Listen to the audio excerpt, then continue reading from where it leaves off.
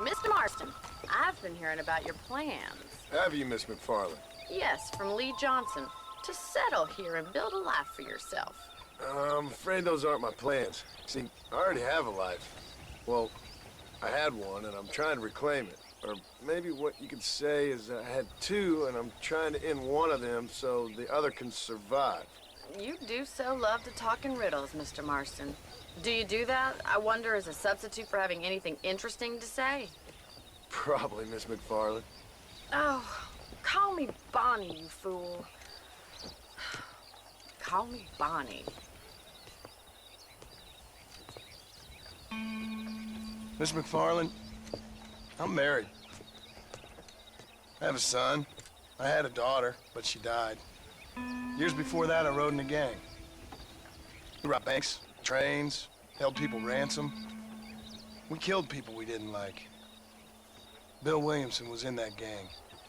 Now, if I don't capture my former brother in arms, great harm will befall my family. Now, I don't suppose any of this is very interesting to you, but I hope it explains why I wasn't so eager to talk about it. No, I do understand. I had no idea.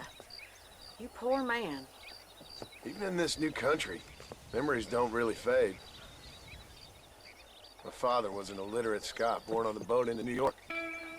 He never saw his homeland, but to hear him talk about it, you'd imagine he only ever ate haggis and wore a kilt. And he hated the English for what they had done to his great-grandparents that he'd never met. People don't forget. Nothing gets forgiven. That's true, especially when it comes to money. And you know, even now, after all his labors, my father's debts are still terrible. I worry every day about us losing the ranch. It would kill him. My father died when I was 8 years old. His eyes were, well, let's just say he was blinded in a bar fight south of Chicago. My mother died during childbirth. She was a prostitute, and he was her, well, I don't know what he was. So I was sent off to an orphanage and ran away and fell in with a gang. My word.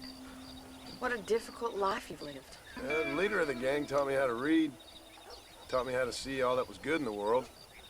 He was a great man in a way. But you killed people. Sure. And I've suffered for it.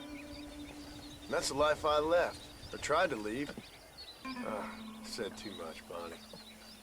I'm an uneducated killer, sent here to do all I can do well. Kill a man in cold blood so that another man may do his part to cut crime in an area, and a rich man can be elected governor on the back of these promises. Civilization is a truly beautiful thing, Mr. Marston. Listen, can you help me? Well, I can try. What do you need, money? No, nothing so complicated. I need an extra hand to take out the herd to pasture. Sure. Point me in the right direction.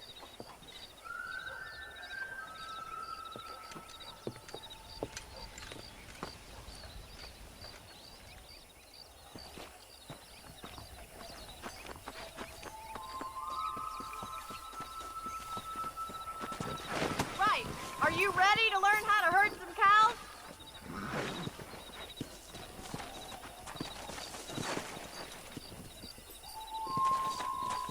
Thank you for telling me all that back there. It must have been hard for you. Hope you understand now why I've been playing my cards somewhat close to my chest. I didn't know you had a wife and child. Then again, I don't think I ever asked. They're lucky to have a man like you. I ain't so sure about that, but thank you. Yeah!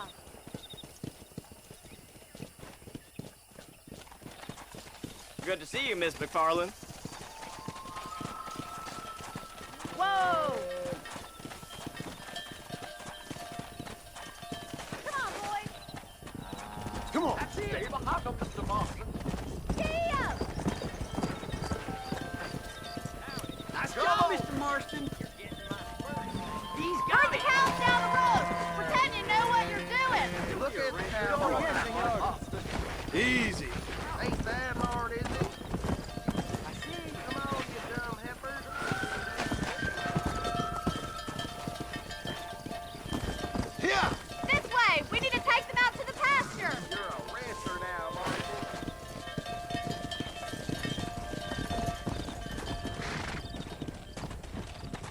Slow up.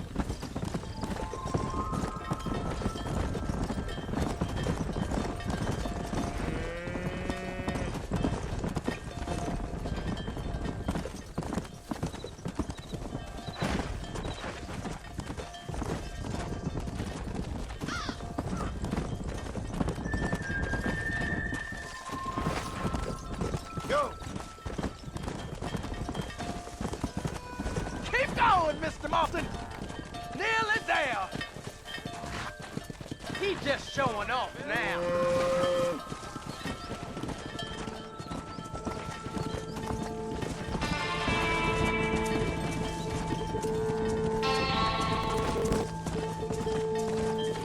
Sweep back and forth behind them. Keep them nice and tight. I'll handle the stragglers. You stay with the main herd.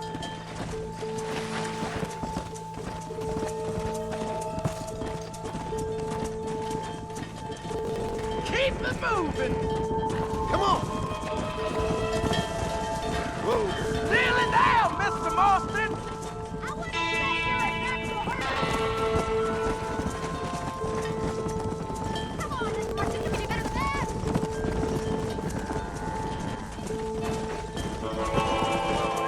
Hey!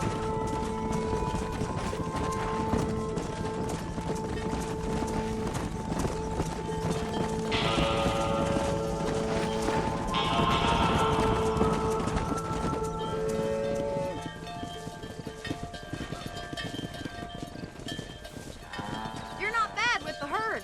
Ranching might be your true calling, Mr. Marston. Either that, or you were a cow in a past life. Thank you, Miss McFarland. I'll see you later.